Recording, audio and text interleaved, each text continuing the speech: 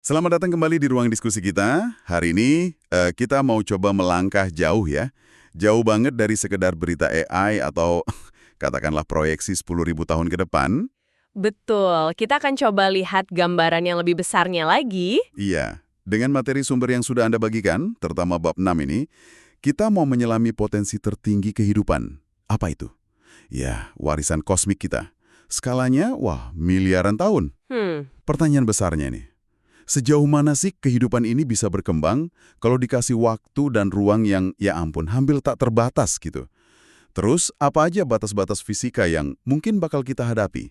Nah, ini menarik. Ini kayak eksplorasi tentang, apa ya, takdir akhir kita di alam semesta ini.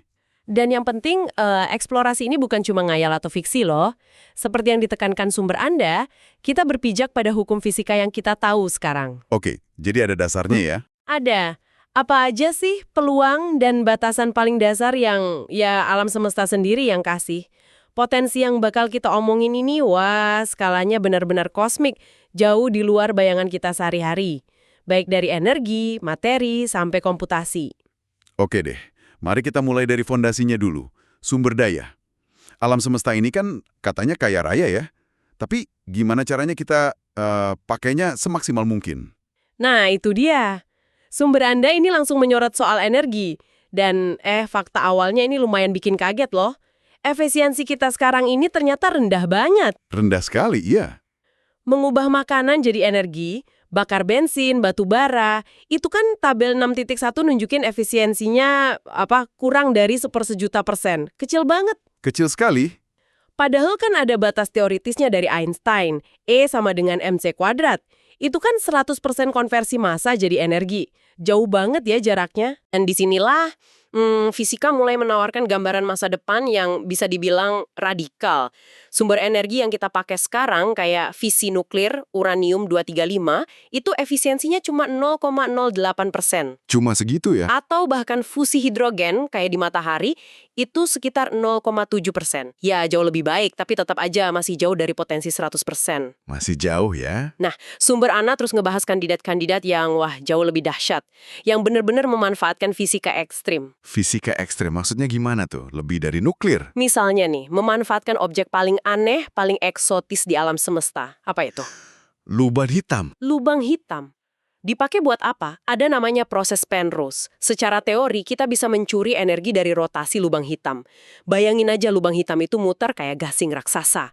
Nah, energi putarannya itu bisa kita sedot. Potensi efisiensinya sampai 29%. Wah, 29%? Itu kok lumayan tinggi ya? Tinggi. Terus ada lagi ide menangkap energi dari kuasar. Itu inti galaksi aktif yang ditenagai lubang hitam supermasif yang lagi makan materi. Oh, yang terang banget itu ya? Betul. Kalau kita bisa bangun struktur raksasa kayak Dyson Sphere itu loh konsepnya Freeman Dyson, tentang selubung penangkap energi di sekitar kuasar, efisiensinya bisa sampai 42%. Apalagi kalau lubang hitamnya muter cepat. Dyson Sphere di sekitar bintang biasa aja udah luar biasa katanya. Iya, itu aja udah nangkap energi triliunan kali lipat dari yang kita pakai sekarang, apalagi kalau di sekitar kuasar. Oke. Jadi memanfaatkan gravitasi, energi lubang hitam, ini udah kedengeran kayak fiksi ilmiah sih. Tapi Anda bilang tadi, ada yang lebih efisien lagi. Secara teori ada. Sumber Anda nyebutin soal Sphaleron. Sphaleron. Apalagi tuh? Ini proses hipotetis. Tapi ada dalam kerangka pemakaman kita soal partikel dan gaya fundamental, yang namanya model standar fisika partikel. Oke. Nah, proses Sphaleron ini, kalau beneran ada dan bisa kita kendalikan, teori bilang bisa mengubah partikel dasar materi kayak quark jadi partikel lain, lepton gitu, sambil ngelepasin energi. Potensi efisiensinya 50%. Setengahnya? Wah, Iya, analogi di sumber Anda menarik, kayak mesin diesel kosmik tapi semiliar kali lebih efisien, dan bahan bakarnya bisa apa aja asal materi biasa. wow. Jadi bisa pakai sampah kosmik gitu ya? Bisa dibilang gitu. Intinya, fisika dasar mungkin ngizinin konversi materi apapun jadi energi dengan efisiensi yang luar biasa. Lalu puncaknya apa yang paling efisien, yang mendekati 100% itu? Itu namanya evaporasi lubang hitam atau yang lebih dikenal sebagai radiasi Hawking. Oh, Stephen Hawking itu ya? Betul, di sini lubang hitam itu pelan-pelan kehilangan massa, berubah jadi energi. Efisiensinya mendekati 100%. Nah, itu dia. Tapi pasti ada tapinya kan? Ada, jelas. Kendalanya, untuk lubang hitam seukuran bintang atau lebih besar, proses ini, aduh lama banget. Bisa lebih lama dari usia alam semesta sekarang. Ya, jadi nggak praktis ya buat sumber energi cepat? Mungkin kurang praktis untuk peradaban yang butuh energi sekarang. Tapi ini nunjukin batas teoritis konversi energi itu memang ada di dekat 100%. Sungguh, potensi energinya ini luar biasa ya. Rasanya kita sekarang ini baru di permukaan aja, baru ngeruk-ngeruk dikit. Potensi energi ini kan membuka kemungkinan yang fantastis ya. Betul sekali. Tapi untuk bisa benar-benar pakai energi sebesar itu dengan cerdas, kita kan butuh otak yang sepadan juga, ya nggak? Tepat. Nah, disinilah pembahasan sumber Anda soal batas komputasi jadi penting banget.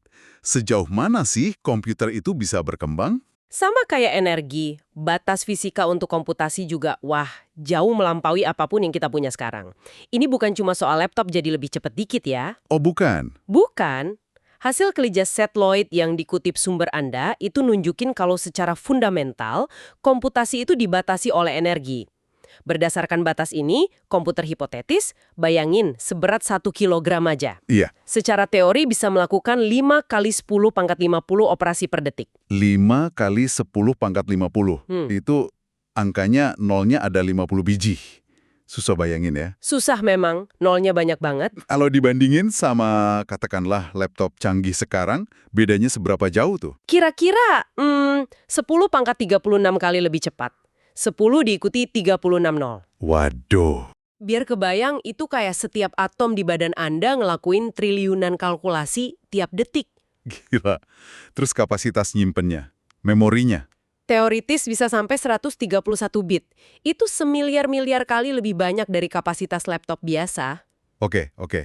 Intinya sih, potensi peningkatan kekuatan komputasi kita itu masih luar biasa besar. Kita nih baru di awal banget era komputasi kalau dilihat dari kacamata fisika. Oke. Potensi energi dan komputasi secara teori hampir tak terbatas ya.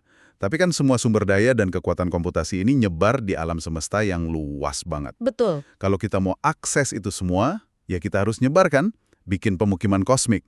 Nah, pertanyaannya, sejauh mana kita bisa pergi? Ada batasnya nggak sih? Iya, pasti ada batasnya. Dan lagi-lagi, fisika yang nentuin. Pertama, ada batas pandangan kita. Alam semesta teramati. Maksudnya? Karena alam semesta ini umurnya sekitar 13,8 miliar tahun, ya kita cuma bisa lihat objek-objek yang cahayanya udah sempat nyampe ke kita selama waktu itu. Oke.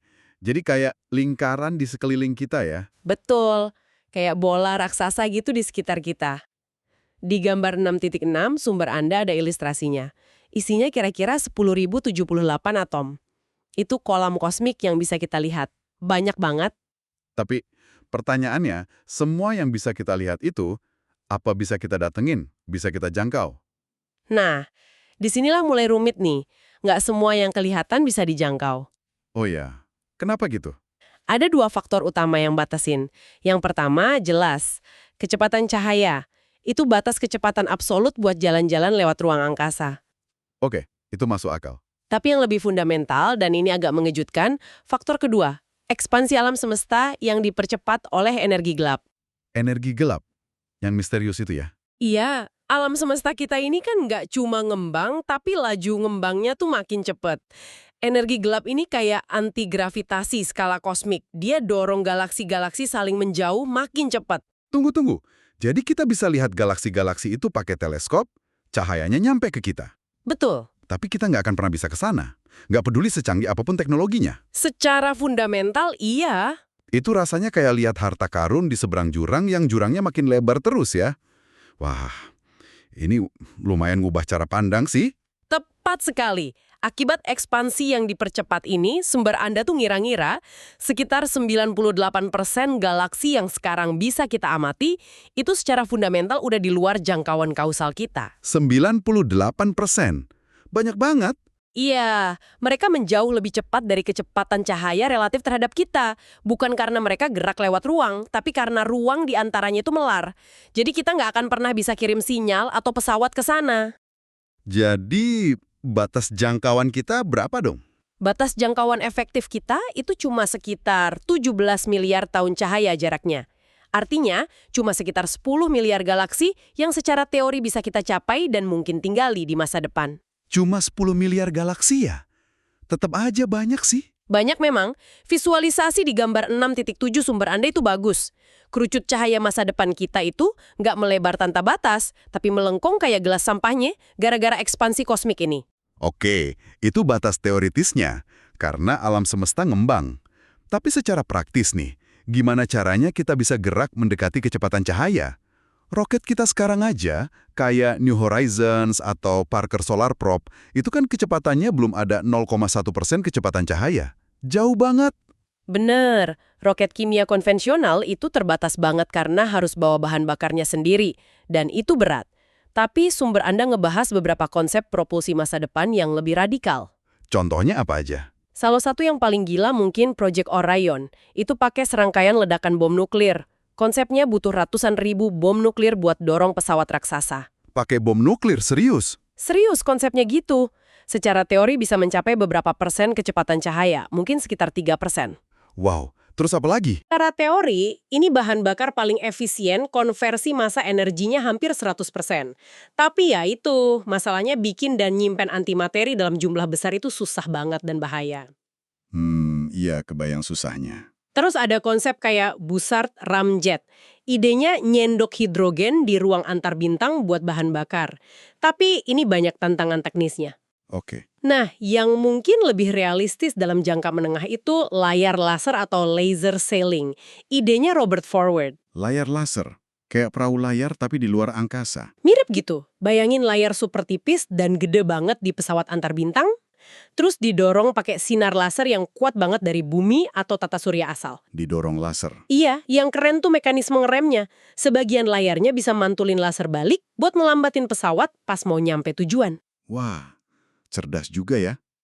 Itu bisa seberapa cepat? Dengan teknologi ini, perjalanan ke bintang terdekat Alpha Centauri itu kan 4,3 tahun cahaya ya. Mungkin bisa ditempuh dalam beberapa dekade, katakanlah 40 tahun. 40 tahun? Itu pun masih lama banget ya buat umur manusia. Apa ini artinya perjalanan antar bintang itu cuma buat robot aja? Nah, disinilah peran kecerdasan super atau super intelligence yang dibahas sumber Anda jadi relevan banget. AI super cerdas itu ya? Iya, kalau kita bisa bikin AI yang jauh melampaui kita, perjalanan antar bintang atau antar galaksi jadi jauh lebih masuk akal. Nggak perlu kirim manusia dengan segala kerumitan sistem pendukung hidupnya. Terus gimana? Cukup kirim probe benih atau seed probe robotik yang cerdas. Probe ini bisa tidur selama perjalanan panjang, terus pas nyampe di sistem bintang tujuan, dia pakai sumber daya lokal, kayak asteroid gitu, buat bangun infrastruktur. Bangun sendiri. Iya, bangun sendiri. Bahkan mungkin bisa bikin replika dirinya sendiri, bangun peradaban baru dari nol. Sambil nerima instruksi atau data dari rumah lewat transmisi cahaya. Mereka bahkan bisa pakai bintang-bintang liar di ruang antar galaksi itu sebagai batu loncatan. Ini jadi ngebawa kita ke cara ngukur kemajuan peradaban kosmik ini ya. Sumber Anda nyebutin skala Kardashev. Bisa dijelasin dikit nggak itu apa intinya? Skala Kardashev ini intinya sistem klasifikasi peradaban berdasarkan seberapa banyak energi yang bisa mereka pakai. Oke. Tipe 1 itu peradaban yang bisa ngelola semua energi di planet asalnya. Tipe 2 bisa pakai seluruh energi dari bintang induknya. Contoh klasiknya ya pakai Dyson Sphere itu. Tipe 3 udah mampu ngendaliin dan pakai energi setara output seluruh galaksinya. Ada juga yang ngusulin tipe 4, ini peradaban yang bisa pakai energi dari seluruh alam semesta yang bisa dijangkaunya, sesuai batas ekspansi kosmik tadi. Jadi kayak tangga kemajuan gitu ya, berdasarkan energi? Bisa dibilang gitu. Ini ngasih kita semacam gambaran lah buat ngebayangin evolusi skala energi peradaban. Nah, kalau kehidupan, mungkin dalam bentuk AI super cerdas ini, berhasil nyebar ke miliaran galaksi yang terjangkau itu, gimana strukturnya nanti? Bakal jadi satu kesatuan besar yang terkoordinasi, kayak kekaisaran galaksi gitu, atau bakal pecah-pecah? Wah, ini pertanyaan soal dinamika sosial politik skala kosmik ya. Sumber Endiatar nunjukin ada kayak tarik-menarik kekuatan gitu. Di satu sisi, energi gelap itu bakal ngedorong fragmentasi. Maksudnya gimana? Dalam skala waktu puluhan miliar tahun, gugus-gugus galaksi yang nggak terikat kuat sama gravitasi bakal saling menjauh gara-gara ekspansi kosmik yang makin cepat itu. Jadi kerajaan yang terlalu luas bakal kepisah secara fisik. Oh, jadi alam semesta sendiri yang bisahin ya? Bisa jadi, hanya struktur terbesar yang terikat gravitasi kayak gugus superlokal kita, yang isinya sekitar 1000 galaksi termasuk Bima Sakti dan Andromeda, itu yang mungkin bakal tetap bersatu. Tapi bukannya ada alasan buat peradaban-peradaban ini buat tetap nyambung dan kerjasama meskipun jaraknya jauh banget? Pasti ada insentif kuat buat kerjasama, bahkan antar galaksi sekalipun. Apa aja tuh? Pertama, dan ini mungkin paling penting, berbagi informasi, solusi buat masalah sains atau teknik yang susah banget, karya seni digital, hiburan, bahkan pengalaman realitas virtual yang kaya, itu bisa dibagikan secepat cahaya. Pertukaran ide ya? Betul. Kedua, proyek rekayasa kosmik. Mungkin peradaban super cerdas bisa kolaborasi bikin proyek skala raksasa. Misalnya, nyoba manipulasi ruang waktu buat ngelawan efek energi gelap. Atau, kalau fisika ngizinin, bikin jalan pintas kayak wormhole. Wow. Terus? Ketiga, pertahanan bersama dari ancaman alami skala kosmik. Kalau ada. Keempat, ketahanan dan keabadian semu. Dengan nyebar salinan informasi atau pikiran ke banyak lokasi, peradaban jadi lebih tahan banting dari bencana lokal. Semacam keabadian kolektif gitu. Tapi masalah utamanya kan tetap jeda waktu komunikasi ya. Ngirim pesan antar galaksi butuh jutaan tahun. Gimana caranya ngelola atau koordinasi sesuatu sebesar itu?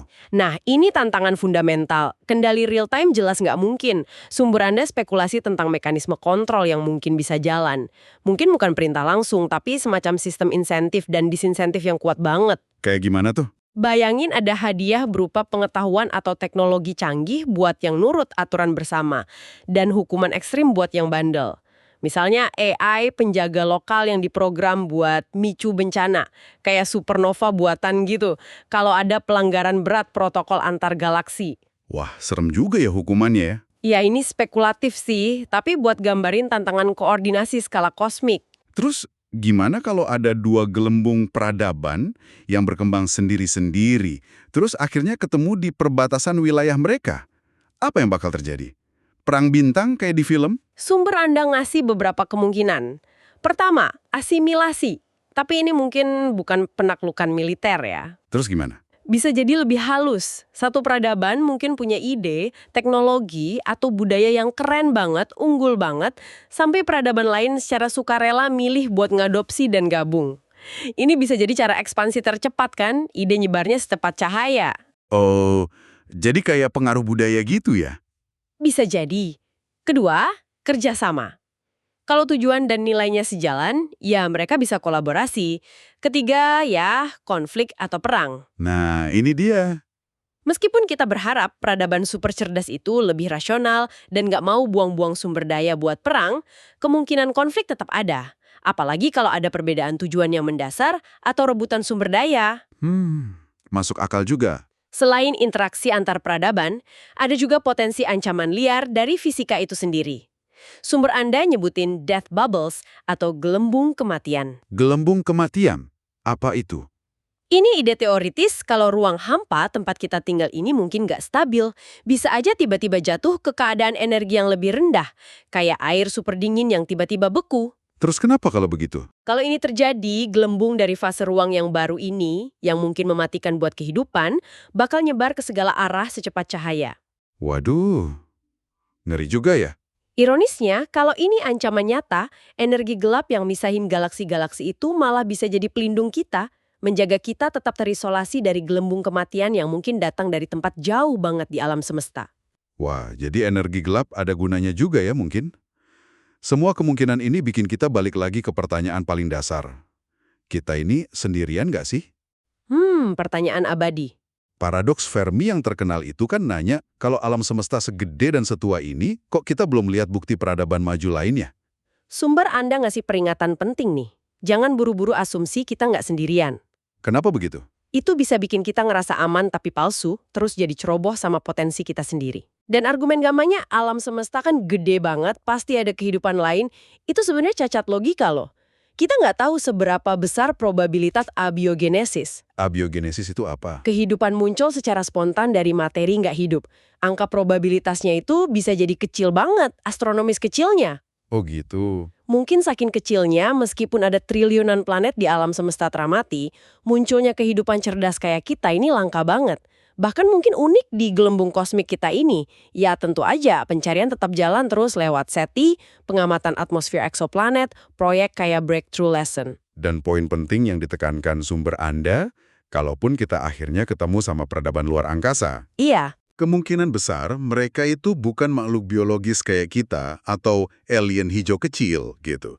Mengingat skala waktu kosmik, mereka kemungkinan besar udah lama lewat tahap biologis. Udah jadi entitas super cerdas berbasis mesin atau energi, kayak yang kita omongin potensinya tadi. tepat sekali. Dan ini menggarisbawahi betapa luar biasanya potensi yang ada di depan mata kita.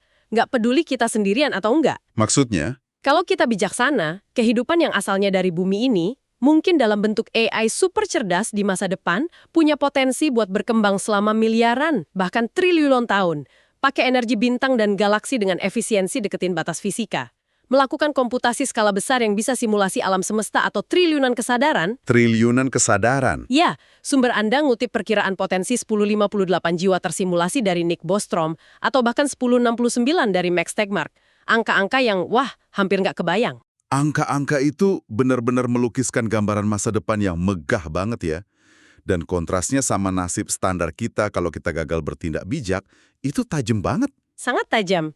Tanpa kemajuan teknologi yang dikelola dengan hati-hati dan bijaksana, kepunahan kita karena sebab alami, asteroid, matahari jadi raksasa merah, supervulkano, itu hampir pasti terjadi dalam skala waktu geologis atau astronomis. Jadi pilihannya antara potensi kosmik atau punah ya? Kurang lebih begitu. Pilihan antara potensi kosmik yang luar biasa dan kepunahan total itu ada di tangan generasi-generasi mendatang. Ya, termasuk kita sekarang ini. Potensi dan tanggung jawabnya ini rasanya gede banget. Jadi ingat kutipan kuat dari Bostrom yang dikutip sumber Anda itu. Jika kita mewakili semua kebahagiaan oleh satu tetes air mata sukacita, kebahagiaan jiwa-jiwa masa depan ini dapat mengisi lautan bumi setiap detik selama 100 miliar milenium. Sangat penting bagi kita untuk memastikan ini benar-benar air mata sukacita. Dalam banget ya. Skala kemungkinannya memang bikin merinding ya. Dari penguasaan energi dan komputasi di batas fisika, nyebar ke seluruh kosmos yang terjangkau sambil balapan sama ekspansi alam semesta, sampai dinamika peradaban skala galaksi dan nasib akhir kehidupan itu sendiri. Diskusi yang benar-benar memperluas cakrawala berpikir kita tentang tempat kita di alam semesta dan potensi masa depan. Sangat mencerahkan. Nah, sebagai penutup nih, saya mau ninggalin Anda satu pemikiran buat direnungkan. Boleh, apa itu? Mengingat warisan kosmik yang luar biasa ini, potensi buat nyebarin kehidupan, kecerdasan, mungkin kesadaran ke seluruh penjuru alam semesta yang bisa kita jangkau, buat bertahan miliaran tahun, didukung energi bintang dan lubang hitam, melakukan komputasi yang tak terbayangkan, dan ingat kalau hukum fisika kayaknya ngizinin semua ini. Iya, apa artinya ini buat nilai dan kerapuhan kehidupan cerdas saat ini? Di sini, di bumi. Terutama kalau ada kemungkinan sekecil apapun bahwa kita ini satu-satunya kesempatan di seluruh alam semesta teramati kita untuk mewujudkan potensi kosmik ini. Seberapa besarkah signifikansi kosmik dari tindakan kita, pilihan kita, dan kebijaksanaan kita sekarang? Gimana keputusan kita hari ini bisa bergema atau gagal bergema selama miliaran tahun ke depan? Wah, itu pertanyaan yang berat sekaligus penting banget untuk kita pikirkan bersama ya. Terima kasih banyak atas diskusinya yang luar biasa hari ini. Sama-sama senang bisa berbagi.